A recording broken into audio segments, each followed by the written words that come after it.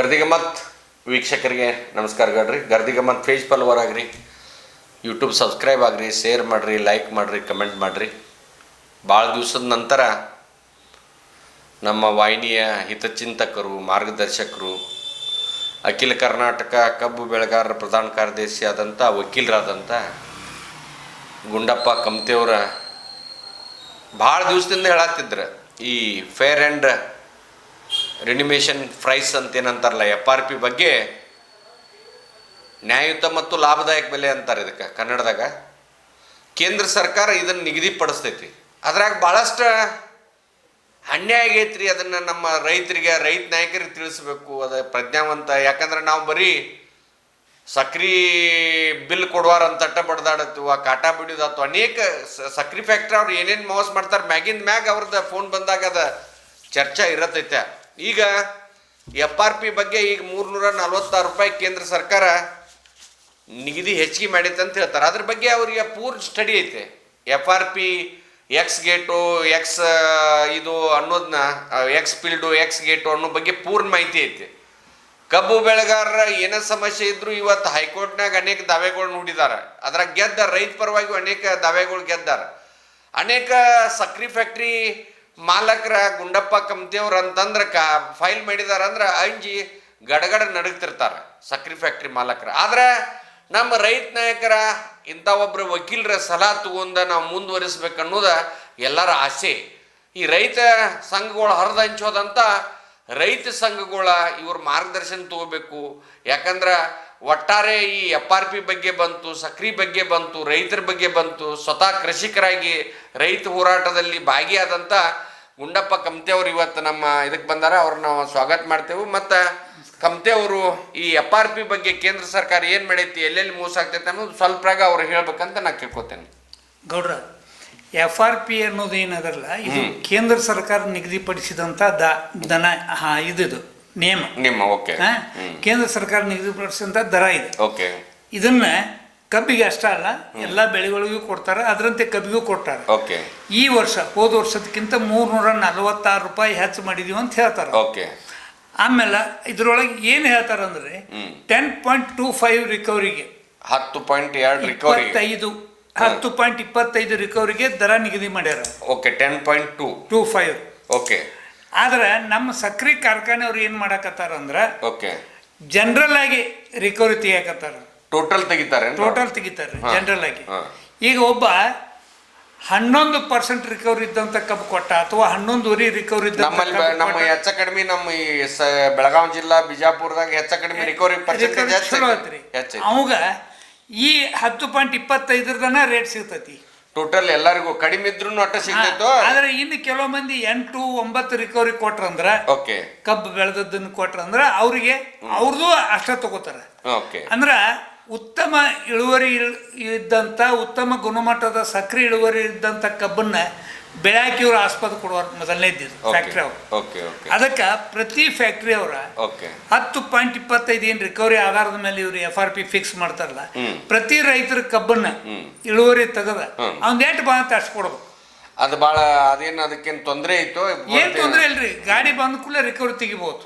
Within 5 seconds, minute ಹತ್ತೋದಿಲ್ಲ, 5 seconds ಒಳಗೆ ಅವ್ರ recovery ಗೊತ್ತಾಗತ್ತೆ. ಬ್ರಿಕ್ಸ್ ಅಂತ ತೆಗಿತಾರ, ಆ ಬ್ರಿಕ್ಸ್ ಮೇಲೆ ಅವ್ರಿಗೆ ಗೊತ್ತಾಗತ್ತೆ. ಆ ಪ್ರಕಾರ ಇವ್ರು ಏನ್ ಮಾಡ್ಬೇಕಂದ್ರ ಪ್ರತಿ ರೈತರಿಗೆ ಅಂದ್ರ ಇದರಿಂದ ಏನ್ ಆಕತಿ, ರೈತ ಒಳ್ಳೆ ಗುಣಮಟ್ಟದ ಕಬ್ಬು ಬೆಳೆಯಕ್ಕೆ ಅನುಕೂಲ, ನನಗೆ ರೇಟ್ ಯಾಕೆ ಸಿಕ್ತಪ್ಪ ಅಂತೇಳಿ. ಆಮೇಲೆ ಅವ್ರಿಗೂ ಫ್ಯಾಕ್ಟ್ರಿ ಅವ್ರಿಗೂ ಲಾಭ ಆಕತಿ, ಯಾಕಂದ್ರೆ ಒಳ್ಳೆ ಸಕ್ಕರೆ ಬರ್ತತಿ. ಈಗ ಆತ್ರಿ ವಕೀಲ್ರೆ, 10.25 ಪ್ರಕಾರ ಅಂತಾರೆ ನೀವು. ಆ ಮುಂದೆ ಈಗ ಆ ರೇಟ್ ಹಿಡ್ಕೊಂಡು ಇವ್ರು ಕೊಟ್ಟಿದ್ದಾರೆ. ಈಗ 11% ಬಂದವ್ರಿಗೆ ಏನ್ ಮಾಡ್ಬೇಕು? ಐತೆ ಇದೆ, ಅದು ನೇಮ್ ಐತೆ. ಅದು 11% ಬಂದ್ರ ಈಗ ಅವ್ರಿಗೆ 1% ಎಷ್ಟು ಕೊಡ್ಬೇಕು ಅನ್ನೋದು ನೇಮ್ ಐತೆ. ಅದು ಓಕೆ, ಹೆಚ್ಚಿಗೆ ಕೊಡ್ಬೇಕಂತ. ಪ್ರತಿ ಟನ್ನಿಗೆ 1%ಕ್ಕೆ ಹೆಚ್ಚು ಕೊಡ್ಬೇಕಂತ ನೇಮ್ ಐತೆ ಸರ್. ಓಕೆ. ಅಂದ್ರೆ ಅದು ಹೆಚ್ಚಿಗೆ ಕೊಟ್ರು FRP ರೇಟ್ ಹೆಚ್ಚಿಗೆ ಕೊಡ್ಬೇಕಂತ ಅವ್ರ ಆದೇಶ ಮಾಡಿದ್ದಾರೆ, ಸ್ಪಷ್ಟ ಆದೇಶ ಐತಿ. ಓಕೆ.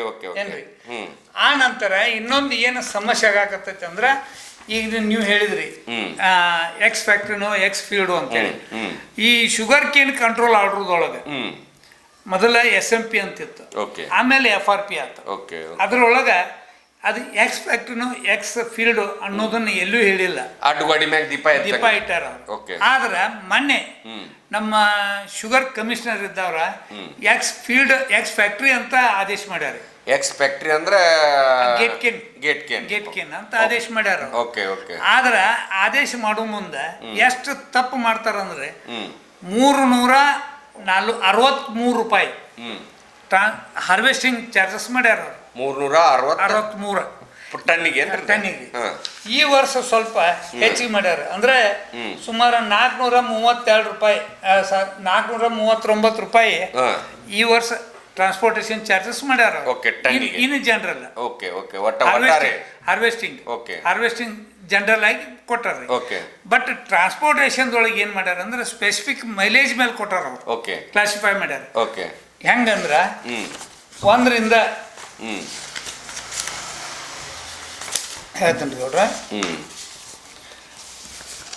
1 ರಿಂದ 15 ಕಿಲೋಮೀಟರ್ಗೆ ಒಂದು ಸ್ಲ್ಯಾಬ್, 15 ರಿಂದ 20 ಕಿಲೋಮೀಟರ್ಗೆ ಇನ್ನೊಂದು ಸ್ಲ್ಯಾಬ್, 20 ರಿಂದ 25 ಕಿಲೋಮೀಟರ್ ಒಂದು ಸ್ಲ್ಯಾಬ್, ಹಿಂಗ 45 ರಿಂದ 50 ಕಿಲೋಮೀಟರ್ ತನಕ ಒಂದು slab. 50 kilometre factory limit, 50 kilometre ತನಕ ಒಂದು ಸ್ಲ್ಯಾಬ್ ದರ ಫಿಕ್ಸ್ ಮಾಡ್ಯಾರ ಟ್ರಾನ್ಸ್ಪೋರ್ಟೇಷನ್. ಈಗ ಏನಾಗಾಯ್ತು ಅಂದ್ರೆ ಗೌಡ್ರ, ಒಬ್ಬನ ಕಬ್ಬ ಫ್ಯಾಕ್ಟ್ರಿ ಸಮೀಪ ಇರ್ತೈತಿ, ಒಂದು 7 ಕಿಲೋಮೀಟರ್ ಮೇಲೆ ಇರ್ತೈತಿ. ಒಂದು 50 ಕಿಲೋಮೀಟರ್ ಮ್ಯಾಗೂ ಇರ್ತೈತಿ ಒಬ್ಬಂದ 50 ಕಿಲೋಮೀಟರ್ ಮೇಲೆ ಇರ್ತೈತಿ. 50 ಕಿಲೋಮೀಟರ್ದವಗೂ ಕಾಮನ್ ರೇಟ್ ಹಾಕಾರು, 9 ಕಿಲೋಮೀಟರ್ದವಗೂ ಕಾಮನ್ ರೇಟ್ ಹಾಕಾರ. ಇದು ರೈತರಿಗೆ ಹಾನಿ ಆಗ್ತೈತೆ. ಹೌದ್ರಿ. ಈಗ ನಾ 9 ಕಿಲೋಮೀಟರ್ ಸ್ಲ್ಯಾಬ್ ಮಾಡಿದ ಪ್ರಕಾರ ಇದು ಉದಾಹರಣೆ ಹೇಳ್ತೇನೆ ನಿಮಗೆ. ಈಗ 1 ರಿಂದ 25 ಕಿಲೋಮೀಟರ್ ತನಕ 273 ರೂಪಾಯಿ ಐತ್ರಿ. ಆದ್ರೆ 45 ರಿಂದ 50 ಕಿಲೋಮೀಟರ್ 421 ರೂಪಾಯಿ ಐತಿ.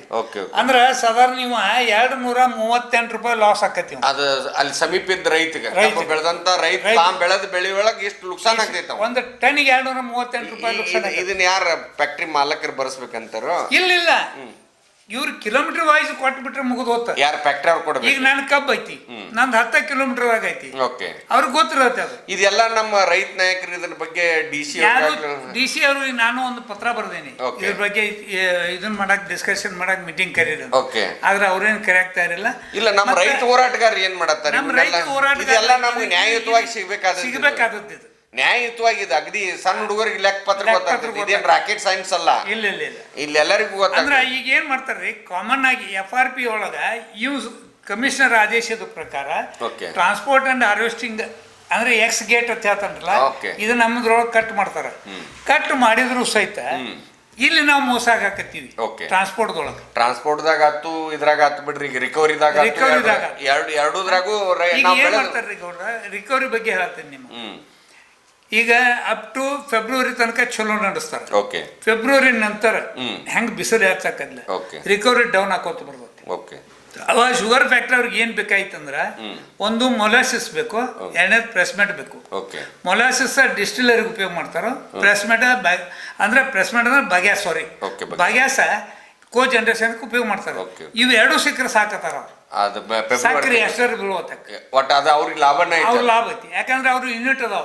ಬಟ್ ಆ ಯೂನಿಟ್ ನಿಂದ ಬಂದಂತ ಲಾಭಗಳನ್ನ ನಮ್ಮ ರೈತರಿಗೆ ಕೊಡಬಾರ್ದಂತೇನೋ ಐತಲ್ಲ. ಇಲ್ಲ ಕೊಡ್ಬೇಕಂತ ಐತೆ. ಅದ ಕೊಡ್ಬೇಕಂತನ ರೈತರಿಗೆ.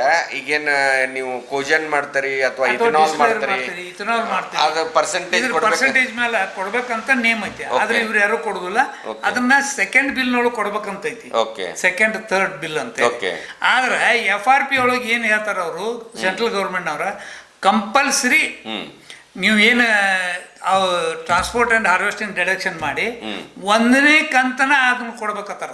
1ನೇ ಕಂತದಾಗ ಪ್ರಾಫಿಟ್ ಬಿಲ್ ಕೊಡಬೇಕತ್ತಾರ. ಆಸ್ ಪರ್ ದ FRP ಎಷ್ಟು ದಿವಸದಾಗ 15 ದಿವಸ ಒಳಗೆ ಕೊಡ್ಬೇಕು. Sugar cane control order section 3 ಪ್ರಕಾರ ಕಬ್ಬು ಮುಟ್ಟಿದ 15 ದಿವಸ ಒಳಗೆ ಕೊಡ್ಬೇಕು. ಫಸ್ಟ್ ಬಿಲ್ ಕೊಡ್ಬೇಕು. ಈಗ ನಾ DC ಅವ್ರಿಗೆ ಏನು ಬರೋದನ್ನ ಅಂದ್ರೆ ಮೀಟಿಂಗ್ ಕರೀರಿ ಅಂತೇಳಿ. ಈಗ ಶುಗರ್ ಫ್ಯಾಕ್ಟ್ರಿ ನವೆಂಬರ್ 1ಕ್ಕೆ ಸ್ಟಾರ್ಟ್ ಮಾಡ್ಬೇಕಂತ DC ಅವ್ರು ಹೇಳ್ಯಾರ. ಆದ್ರೆ ಕೆಲವೊಂದು ಶುಗರ್ ಫ್ಯಾಕ್ಟ್ರಿ ಅವರ ಅಕ್ಟೋಬರ್ 15ಕ್ಕೆ ಚಾಲೂ ಮಾಡ್ತಾರೆ. ಬಿಫೋರ್ ಮಾಡ್ತಾರೆ. ಮುಂದೆ ಇವ್ರು ಬಿಲ್ಲ ಕೊಡುದಿಲ್ರಿ ಚಲೋ 1 ತಿಂಗಳ ತನಕ. ಓಕೆ 1 ತಿಂಗಳ ಕ್ರಷಿಂಗ್ ಅಂದ್ರೆ 10 ಸಾವಿರ 1 ಲಕ್ಷ ಟನ್ ಕ್ರಷಿಂಗ್ ಮಾಡಿರ್ತಾರೆ. 1 ಲಕ್ಷ ಟನ್ ಕ್ರಷಿಂಗ್ ದುಡ್ಡ ಇವ್ರ ಹತ್ರ ಉಳಿದು ಬಿಡ್ತು. ಲಾಭನ ಅವ್ರಿಗೆ ಇಂಟ್ರೆಸ್ಟ್ ಇಲ್ಲಲ್ರಿ, ಇಂಟ್ರೆಸ್ಟ್ ಫ್ರೀ ಉಳಿತಾಯ. ಇಲ್ಲಿ ರೈತ ಬ್ಯಾಂಕಿನ ಲೋನ್ ತುಂಬುತ್ತದ, ಮದುವೆ ಮಾಡೋದು, ದವಾಖಾನೆ ಬಿಲ್ಲ, ಮಕ್ಕಳ ಫೀ ಅಲ್ಲ ಇದಲ್ಲ. ಇನ್ನೂ ಕೆಲವು ಮಂದಿ ಹೋದ ಸಲ ಸಕ್ರಿ ಫ್ಯಾಕ್ಟರ್ ಬಿಲ್ ಕೊಟ್ಟಿಲ್ರಿ, ಕೊಟ್ಟಿಲ್ಲ. ಈಗ ಅದಕ್ಕೆ ನಾ ನಿಮ್ಮ ವಾಹಿನಿ ಮುಖಾಂತರ ನಮ್ಮ ರೈತರಿಗೆ ಪರ್ಟಿಕ್ಯುಲರ್ ಆಗಿ ಕಬ್ಬು ಬೆಳೆಗಾರರಿಗೆ ನಾ ಏನು ವಿನಂತಿ ಮಾಡ್ಕೋತೇನಂದ್ರ, ಇವನ್ನೆಲ್ಲ ಅರ್ಥ ಮಾಡ್ಕೊಂಡು ನೀವು ಎಲ್ಲರೂ ರೈತರ ಫ್ಯಾಕ್ಟ್ರಿ ವಿರುದ್ಧ ಹೋರಾಟ ಕೇಳ್ರಿ. ಯಾಕಂದ್ರೆ ನಮ್ಮ ಹಕ್ಕದ, ನಾವು ಬೆಳೆದ ಕಬ್ಬ 12 ತಿಂಗಳು ಬೆಳೆದಿವಿ, ಕಣ್ಣಾಗ ಎಣ್ಣೆ ಹಾಕೊಂಡು ನೀರು ಹಾಸಿದ್ವಿ, ಮನಿ ಮಠ ಬಿಟ್ಟು ದುಡಿದ್ವು. ಇದನ್ನ ಕೊಟ್ಟ ಅವ್ರನ್ನ ಶ್ರೀಮಂತ ಮಾಡಕತ್ತೀವಿ. ಎಸ್ ಮಾಡತ್ತಾರೆ. ಇದು ಈ ರೈತ ಹೋರಾಟಗಾರರಿಗೆ ಅಂದ್ರೆ ಈಗ ನಾವು ನೋಡಿದ್ದೇನೆ ಭಾಳ ದಿವಸದಿಂದ ಇವೆಲ್ಲ ಈ ಒಂದು ಈ ನೀವು ಹೇಳುವಂತ ಏನು ವಿಷಯಗಳ ಅವ್ರ ತಲೆಯಾಗ ಇಲ್ಲೇನ ಇದು ರೈತ ನಾಯಕ ಇವೆಲ್ಲ ತಲೆಯಾಗ ಇರ್ಬೋದ್ರಿ. ಆದ್ರ ಏನಾಗೈತಿ, ರೈತ ನಾಯಕರು ಆಯಾ ಪಕ್ಷಕ್ಕೆ ಕಂಟ್ಕೊಂಡದಾರು, ಅಥವಾ ಫ್ಯಾಕ್ಟ್ರಿ ಮಾಲಕರು ಮುಲಾಜಿ ಒಳಗಾಗ್ಯಾರು, ಅಥವಾ ಅವ್ರಿಗೆ ಹೆದರಿಗೆ ಗಪ್ಪ ಕುಂಡ್ರಾಕತ್ತಾರ. ಅಂದ್ರೆ ಇದು ಒಟ್ಟು ರೈತರಿಗೆ ಇದು ಇಲ್ಲ ನನ್ನ ಕಬ್ಬು ಹೋಗುದಿಲ್ಲ ಅಂತೇಳಿ ಅಂಜಿಕೆ ಒಳಗದಾರು, ಏನೂ ತಿಳಿವತ್ತ. ಅಂದ್ರೆ ಒಟ್ಟಾರೆ ಇದು ಈಗೇನು ನೀವು ಹೇಳಿದಂತ ಎಲ್ಲಾ ವಿಷಯಗಳು ಚರ್ಚೆ ಮಾಡ್ರೆ ಒಂದ್ ಸ್ವಲ್ಪ ಇನ್ನೂ ಲಾಭ. ಅದಕ್ಕೆ ನಾ DC ಅವ್ರಿಗೆ ಭಾಳ ರಿಕ್ ಮಾಡಾಕತ್ತೇನ್ರಿ. ನೀವು ಈ ಸಭೆ ಕರೀರಿ, ಬಿಫೋರ್ ಅಂದ್ರೆ ಈ ತಿಂಗಳ ಎಂಡದೊಳಗೆ ನೀವು ಸಭೆ ಕರೀರಿ, ಕರೆದು ಮುಕ್ತವಾಗಿ ಚರ್ಚೆ ಮಾಡೋನು. ಫ್ಯಾಕ್ಟ್ರಿ ಅವ್ರದ್ದು ಏನ್ ಸಮಸ್ಯೆ ಐತ್ರಿಪ್ಪ, ನಮ್ಮ ರೈತರ ಸಮಸ್ಯೆ ಇವು ಅದಾವ, ಇದನ್ನ ಮಾಡಕ್ ನಿಮಗೇನ್ ಆಕತಿ, ಏನಾರು ತೊಂದರೆ ಐತಿಯೋ ಹೆಂಗ? ಈಗ ತಾವು ಹೇಳಿದ ಪ್ರಕಾರ ನನ್ನ ವಾಹಿನಿಯ ವೀಕ್ಷಕರಿಗೆ, ಮಾನ್ಯ ಜಿಲ್ಲಾಧಿಕಾರಿಗಳಿಗೆ ಮತ್ತು ಸಕ್ಕರೆ ಆಯುಕ್ತರಿಗೆ ನಂದೊಂದು ವಿನಂತಿ, ಎಲ್ಲ ರಾಜ್ಯ ರೈತರ ಪರವಾಗಿ. ಈಗ ಅಖಿಲ ಕರ್ನಾಟಕ ಕಬ್ಬು ಬೆಳೆಗಾರರ ಪ್ರಧಾನ ಕಾರ್ಯದರ್ಶಿ, ವಕೀಲರು, ಹೋರಾಟಗಾರರಾದಂಥ ಗುಂಡಪ್ಪ ಕಮ್ತೆ ಅವರು ಏನು ಹೇಳಿದಾರಲ್ಲ, ಈ ಬಗ್ಗೆ ಎಲ್ಲ ರೈತ ನಾಯಕರು ಸೀರಿಯಸ್ ಆಗಿ ತಗೋಬೇಕು. ಇದ್ರ ಬಗ್ಗೆ ಕೂಡಲೇ ಮೀಟಿಂಗ್ ತಗೋಬೇಕು. ಸಕ್ರೆ ಫ್ಯಾಕ್ಟ್ರಿ ರೈತ ನಾಯಕರನ್ನು ಕೂಡಿಸಿ ಈ FRP ಎಕ್ಸ್ ಗೇಟ, ಇದು ಎಕ್ಸ್ ಫೀಲ್ಡ, ಆಮ್ಯಾಗ ಈ ಟ್ರಾನ್ಸ್ಪೋರ್ಟೇಷನ್ ಸಲುವಾಗಿ ಏನದಾವಲ್ಲ ಇದು ನ್ಯಾಯಯುತವಾಗಿ ಸಿಗಬೇಕಾದದ್ದು. ಈ ಉಳ್ಕಿದ್ದೆಲ್ಲ ಬಿಡ್ರಿ, ಇವನರೇ ನೀವು ಕೊಡಿಸೋ ಸಲುವಾಗಿ ಕೊಟ್ಟ ರೈತರನ್ನ ಏನು ಒಂದು ಬದುಕಿಸ್ಬೇಕಲ್ಲ, ಬದುಕಿಸು ಒಂದು ಹಾದಿ ಮಾಡ್ರಿ. ಇದೆಲ್ಲ ನಿಮ್ಮ ಕೈಯಾಗೈತೆ. ಜಿಲ್ಲಾಧಿಕಾರಿ ಮತ್ತು ಕಬ್ಬು ಕಮಿಷನರ ಮತ್ತು ಸಕ್ರೆ ಫ್ಯಾಕ್ಟ್ರಿ ಮಾಲಕರ ಮನಸ್ಸು ಮಾಡ್ರಿ, ಏನು ದೊಡ್ಡದಾಗೋದಿಲ್ಲ. ಸ್ವಲ್ಪ ಈ ಬಗ್ಗೆ ಉದಾರತೆ ತೋರ್ಬೇಕು, ರೈತರ ಜೀವನ ಉದ್ಧಾರ ಆಗುವಂಗ ತಾವು ಮಾಡಬೇಕಂತೇಳಿ ನಾನು ನಮ್ಮ ವಾಹಿನಿಗೆ ಬಂದಂಥ ಗುಂಡಪ್ಪ ಕಮ್ತೆ ಅವ್ರಿಗೂ ನಮಸ್ಕಾರ ಹೇಳ್ತೇನೆ, ತಮಗೂ ನಮಸ್ಕಾರ ಹೇಳ್ತೇನೆ. ಈ ಬಗ್ಗೆ ಕಮೆಂಟ್ ಮಾಡಿರಿ, ಶೇರ್ ಮಾಡಿರಿ, ಲೈಕ್ ಮಾಡಿರಿ. ನಮಸ್ಕಾರ.